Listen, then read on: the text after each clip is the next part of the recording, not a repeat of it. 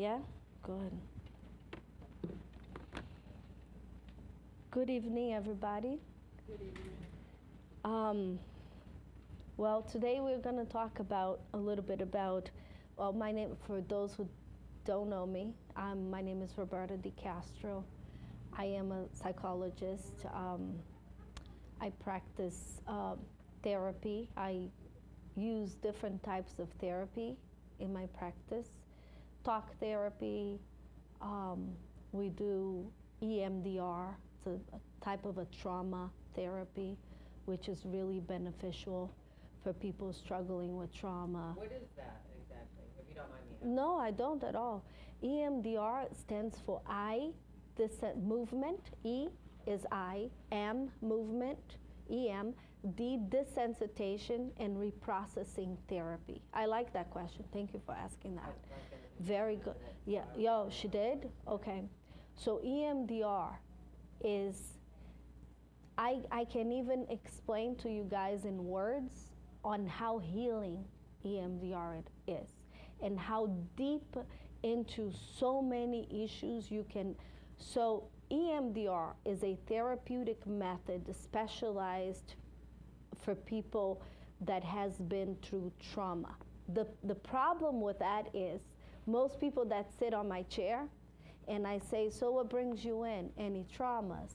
Most people say, no, I haven't had any trauma. That's the first reaction, right? But the thing with trauma is a lot of people don't understand that we do not recollect the most traumatic places and events in our lives. We cannot remember. And that's what EMDR does, and I'll explain how, which that was a wonderful, beautiful question. I love that you asked that. EMDR mimics REM sleep. Does everybody know here what REM sleep is? Yes?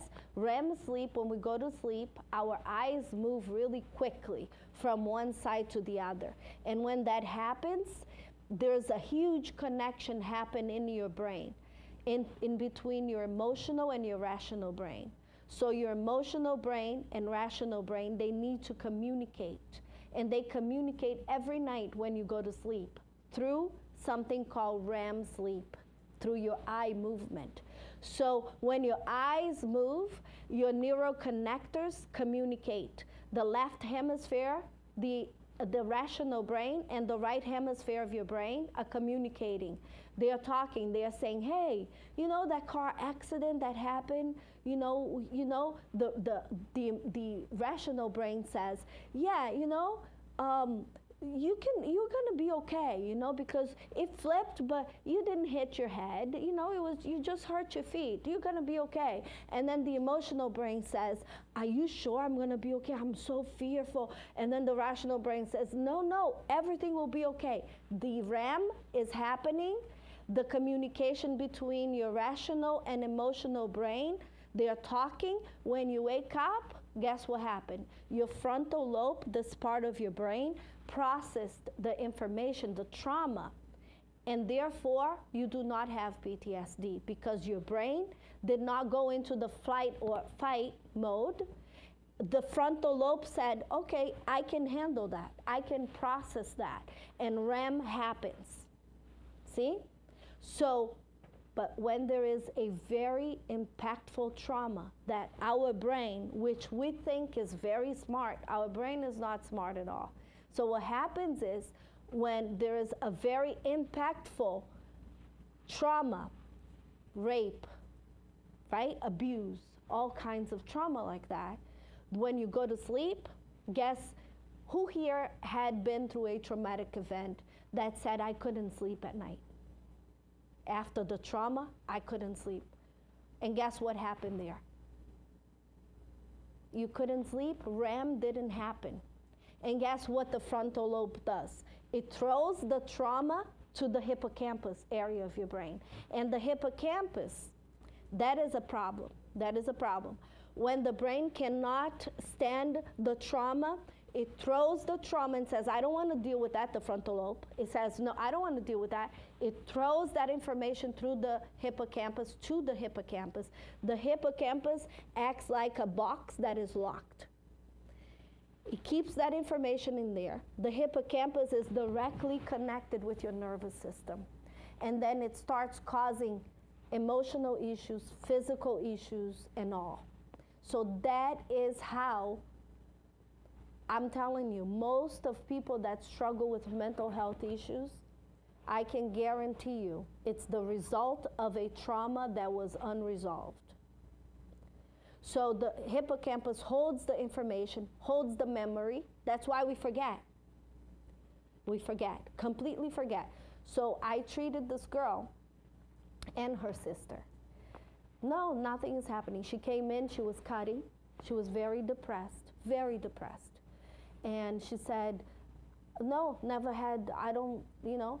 She said, well, growing up, you know, I was left with my dad for a while, but nothing major happened. And I said, okay, let's do EMDR. And she goes, what is that? And I explained, I said, it's a therapy for trauma. She's like, no, but I didn't, it was nothing much. I said, but let's do EMDR. So we did EMDR. And we started on maybe the 7th session, she started seeing, she said, and EMDR works like this. I'm just going to give you an example of what it is, because people ask, and I'm telling you it's a therapy for trauma. It gets the memories out of the hippocampus. It forces the memories out to the frontal lobe again so you can reprocess. But how does that happen, Roberta? I'm going to tell you how. It can happen 2 ways. I mean, there are other ways, but the ways, the technique that I use into it is tapping. You close your eyes. I have the patient close their eyes, and they tap like this. And as they are tapping, I ask them before they tap, I ask them to relate to an emotion that they struggle with. Let's say, I'm depressed. What is the emotion? Sadness, right? Loneliness or neglect, whatever emotion. So I ask them to observe that emotion and tap. Or I ask them to, Roberta, I have a little bit of a memory when I was young, when I was 5 years old, my uncle, I feel like he touched me the wrong way on my leg, but that's all I remember. It's like, it's weird. I say, okay, go back and observe that memory. And the person taps and observes the memory with no judgment, just observing. And just the fact that she's observing that little bit of a memory that she has and tap, I'm guiding the person. We do some breathing, you know, before and all. Everything starts coming out of the hippocampus back to the frontal lobe. And then the person comes back and says, that girl that I mentioned that was cutting, she said on the 7th session, she said, I'm in my grandmother's house. And she was tapping, and she was telling, I'm in my grandmother's house. I'm under the bed. There's somebody under the bed with me, she says. And I said, how old are you? About how old? She said 5. And this girl was 26 back then when I treated her. And she said, and I said, try to look who is under the bed. She says, and she jumps out. She opens her eyes because she saw this person removing her underwear. And she couldn't see who it was, but then later she saw it was her brother. And she was 5, her brother was about 10. She had no recollection, see? No recollection of it. And later on, she finds out through EMDR, we kept doing, and there were a few sessions into it, her brother raped her from when she was 5 until she was 15. She didn't remember anything. She had no recollection. So that's how powerful EMDR is, right? That's how powerful it is. It's very powerful. It can change everything, because what happens is that memory that is in the hippocampus, right, is causing depression, is causing anxiety, is causing racing thoughts, it's causing so many issues with relationships, fears, that people have no idea that even, they're not aware that was even possible. So EMDR is powerful, very powerful. It can change your life, it can heal you, very powerful. And then, you know, I also do hypnosis, and I also do regression, right?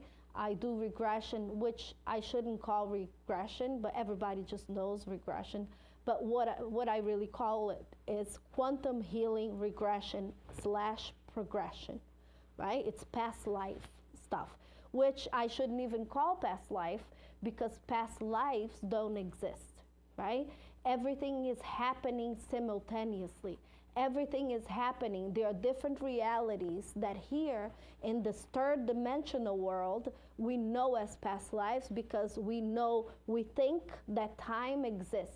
Time does not exist. It was already proven by quantum mechanics that time does not exist. We need that to have a reference, to go to yesterday, tomorrow, right? We use that as a reference here in the third dimension, but time doesn't exist. So past life regression, I use that name, quantum healing regression program. I use it just so people understand, right? But what happens is when you put somebody in a trance, the person has access to different dimensions, to different realities where they exist.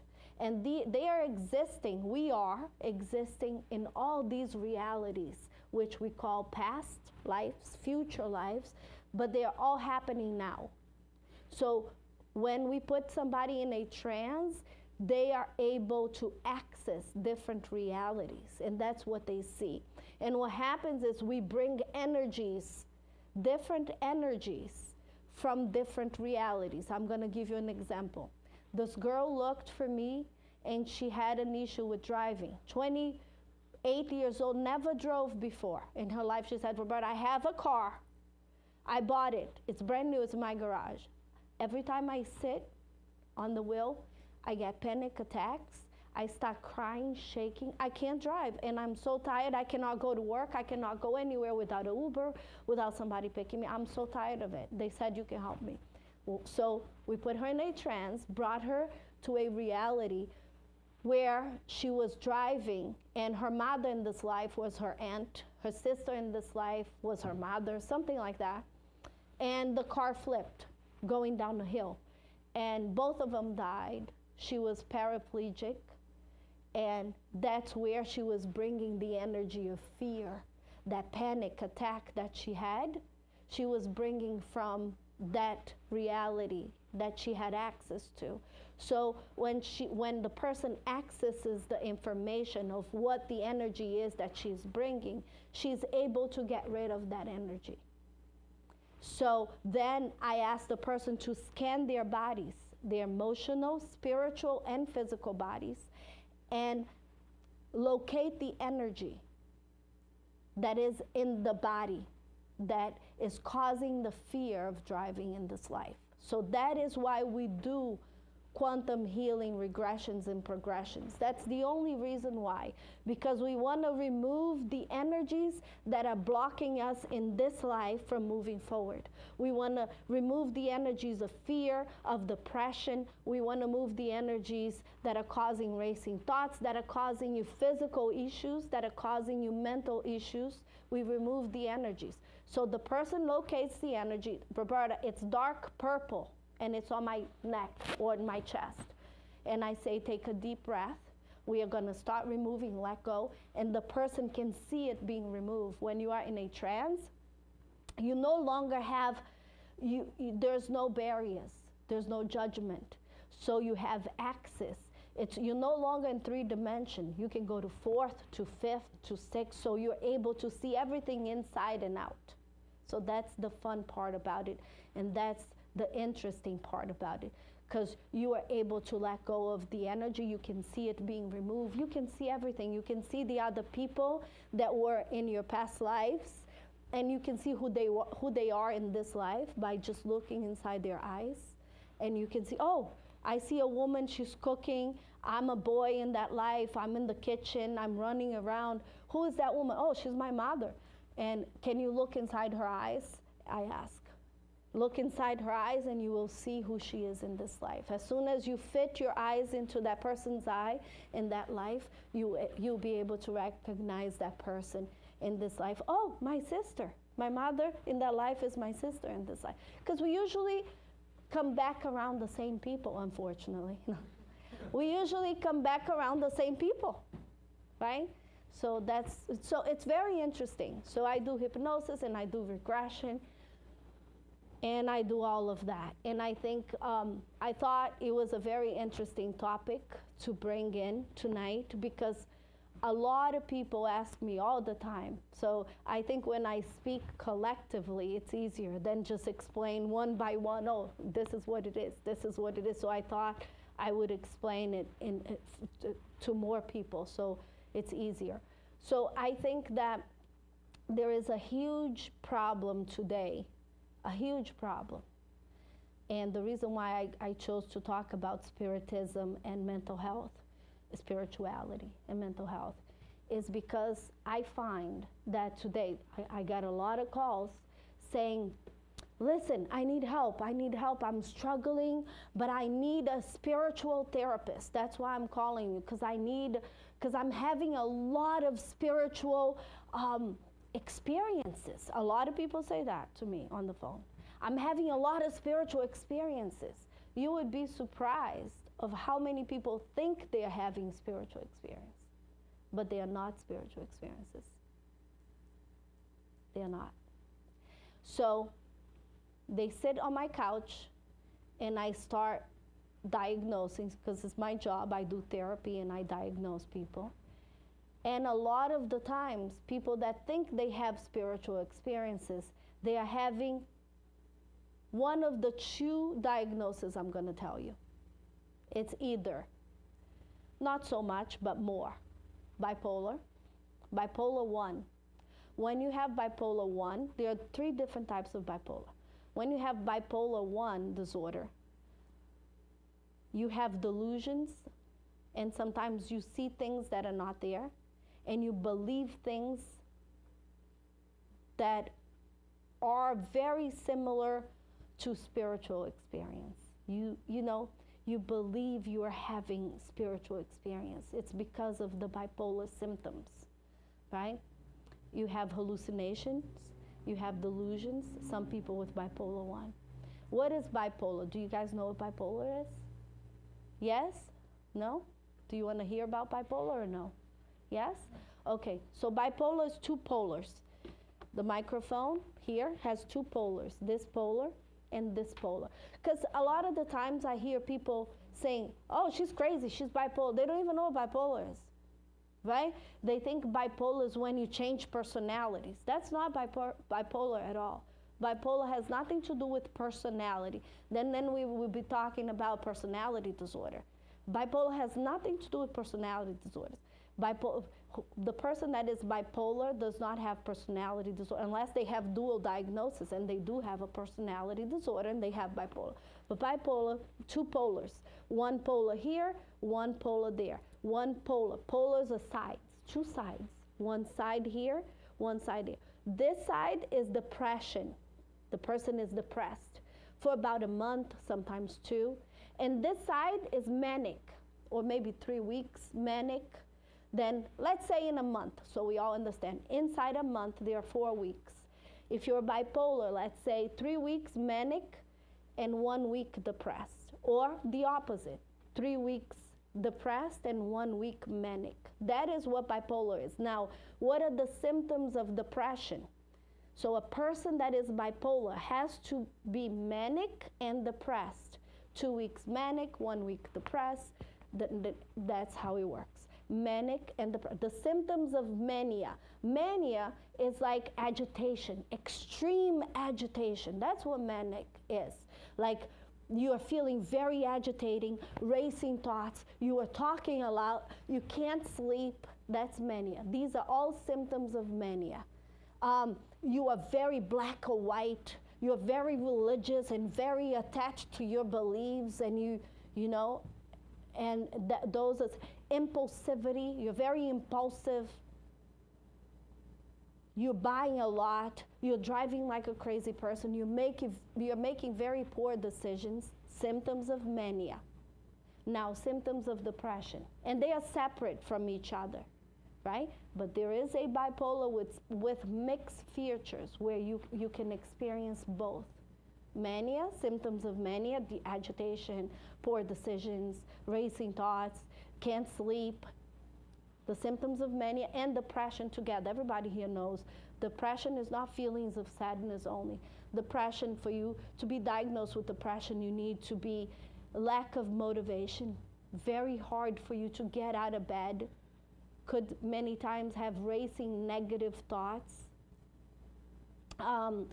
Maybe a lot of times people go without eating. A lot of people go with the opposite, they eat a lot, or sometimes sleep a lot, or lack of sleep, right? These are symptoms of depression. And the bipolar can be, you say month or week, it can be like in the morning it's good, in the afternoon like this, or it's go by days. Many times, it could be, it depends. It could, yes, but rarely. Usually, it depends on the symptoms, see? Okay. There's a very fine line there. So I would have to see the person and diagnose the person, because I can't tell you one thing and then there are other things, under that.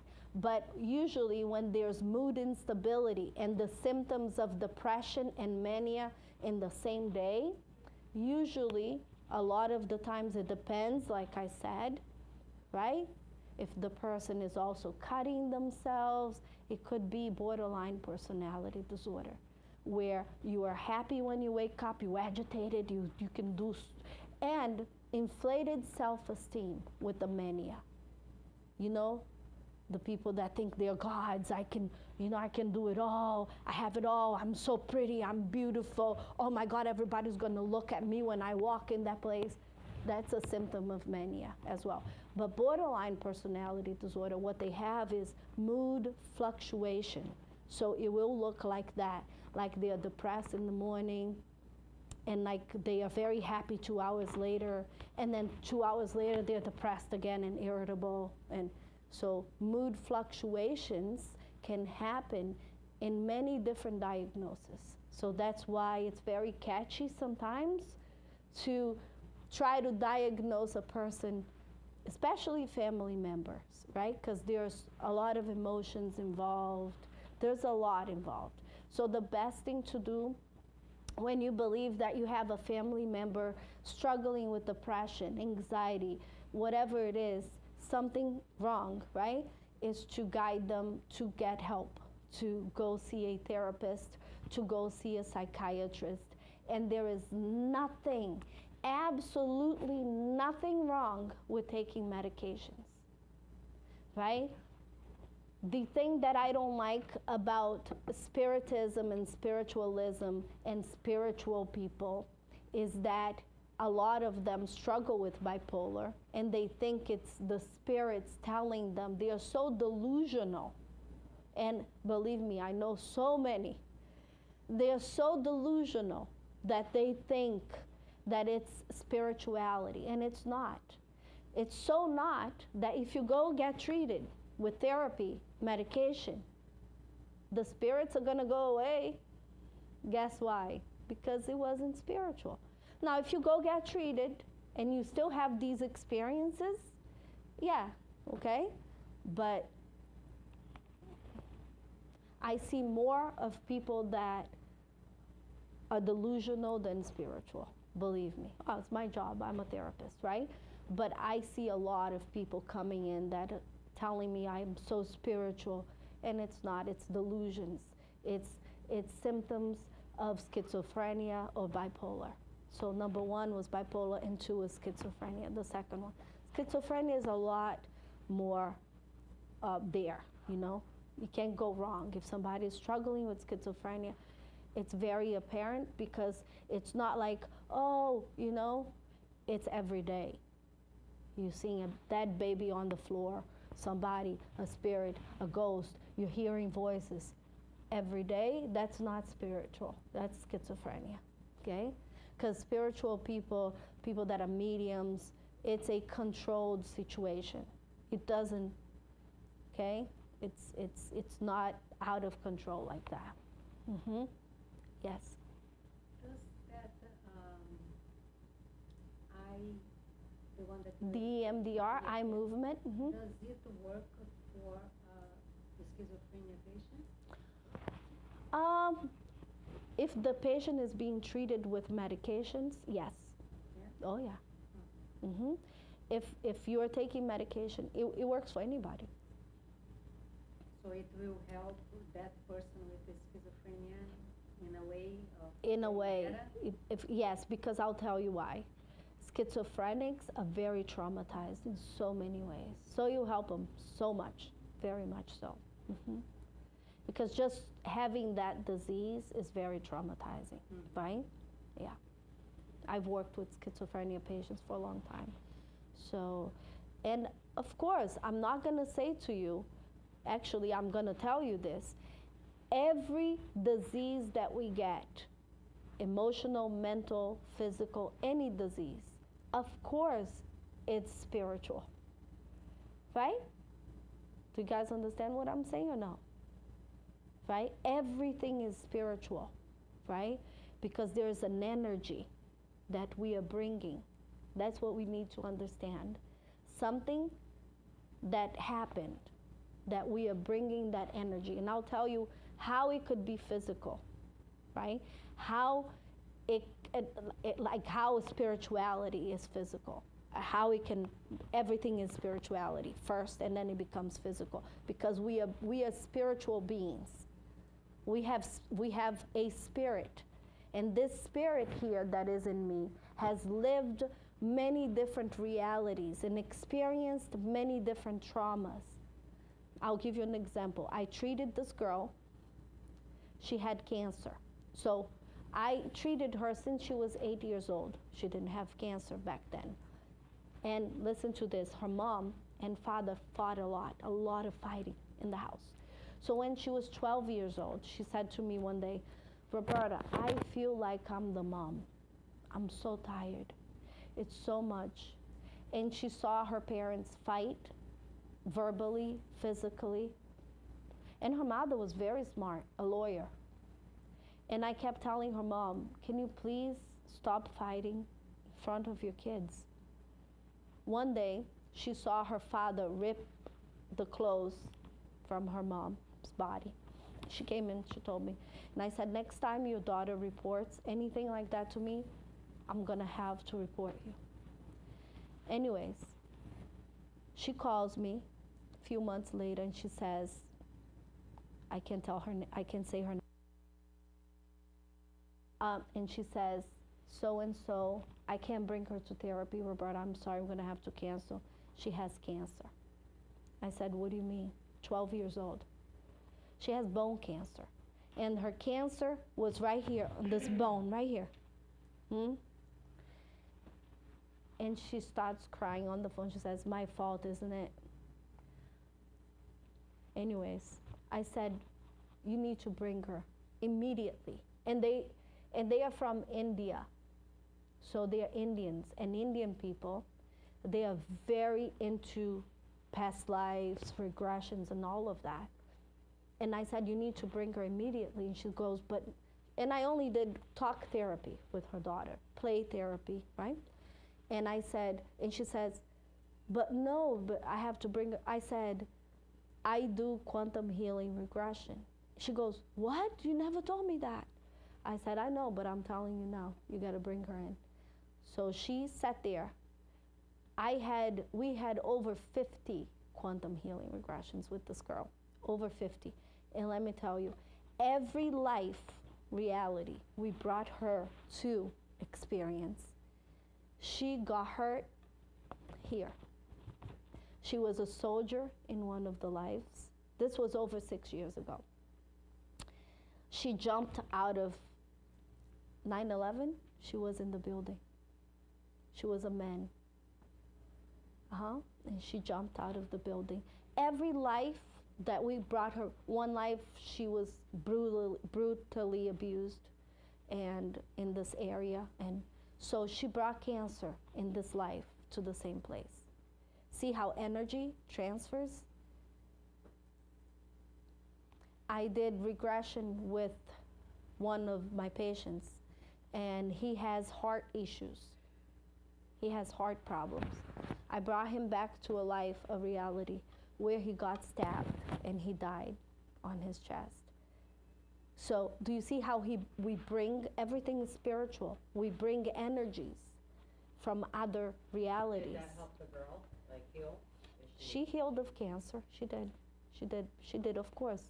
Chemo, we did everything we could. And then a year later, well, when I was no longer seeing her, it was a year and a half later, her mom was so grateful for all the help, and her mom was following me on Facebook and all of that, and I was no longer seeing them. I see on the Facebook, I'm sorry for your loss. I'm sorry for your loss. And I called the mother, and I said, what happened? And she couldn't speak. She said, I'm going to come in tomorrow. Do you have time? I said, of course, come in. So when she saw me, she passed out on my arms. And she says, I should have listened to you. And I said, what happened? She says, no, she didn't kill herself. She had a heart attack. It was right after COVID. She had just been through so much chemo and all. And she said there was a vein that was clogged. It was clogged. And she had a heart attack. They tried doing surgery, and she died on the table. Yeah. So, she was 17 already when that happened. It was right after COVID, right after. A few months. She had just gotten the COVID shot. Go ahead. Schizophrenic person, born like that, or It's genetics. it's a disease? Yes, schizophrenia, what happens is the gene is sleeping. Usually, some cases are much earlier, but usually when you're around 24, 23, 24, the gene wakes up and says, hey, I'm here, schizophrenia. It's genetics. So it usually shows up at around 24. There are cases that earlier, yes, many, but usually 24 years old.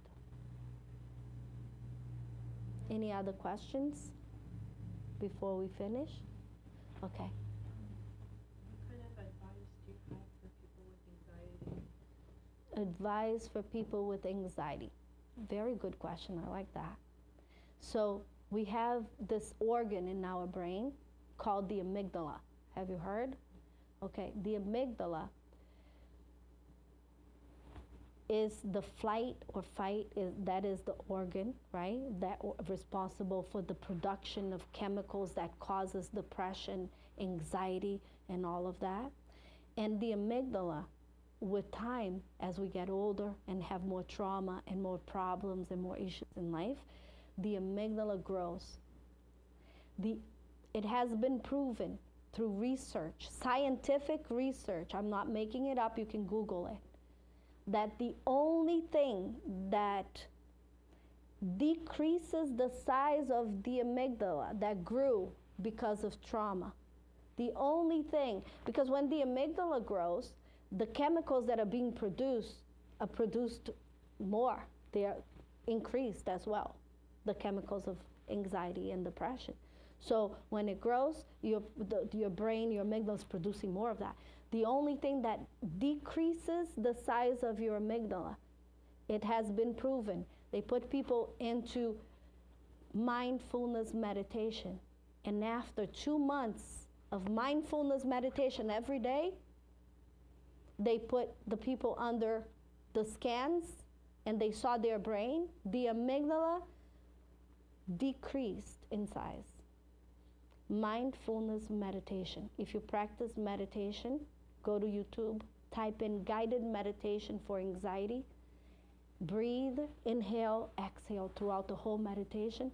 Hyper focus on what the person is saying. Your anxiety, I promise you. Exercise, meditation, of course, medication also helps. And these are the 3 things you should do every day if you struggle with anxiety, okay? Exercise, medication, and meditation. And another thing that I cannot leave out is your eating habits. Let me tell you guys this. Carbs and sugar causes inflammation to the brain and to your body too, right? So you really need, all of us need, to stop eating carbs and sugar, which is, I think, the most dangerous drug in this world is not the actual drug is sugar, and we all eat it a lot. You know, the carbs, they turn into sugar once they're inside of us. That causes inflammation in the brain too. So if you can minimize the amount of sugar and carbs that you eat, that we eat, because I also eat and I try to minimize, it will change everything. Everything. Exercise, minimizing the amount of carbs and sugar, meditation, breathing, medication, right? And how do we become more mindful? Awareness. Awareness, educating yourself, reading about it. Education is huge, right? But meditation is the key. Of course, there are other things. Specifically for anxiety or mindful meditations, specific? Mindfulness. There are so many different types of meditation, but it's to decrease the size of your amygdala. It has been proven. Right. Harvard University, Boston University did the studies. Mindfulness meditation. You can go on YouTube and type in mindfulness meditation for anxiety, for racing thoughts, for depression, for whatever you want, whatever you're struggling with, and you follow that meditation. We have meditations here every Tuesday, and you should be here because it's life-changing. Okay? Every Tuesday we have meditations here, but you should be meditating every day, all of us, at least 15 minutes per day, at least. You can start with 10, 15 minutes, then you increase. The goal is to do 30 minutes minimum every day. If we could all do 30 minutes of meditation per day, we would be different people. Even the way we treat, not even other people, it's ourselves, right? Because everything starts here. Everything starts here. It's how we treat other people is the reflection of how we are treating ourselves. And how we love other people is the reflection of how we are loving ourselves, right? Thank you all. It was a pleasure. You have a great rest of your night. Thank you.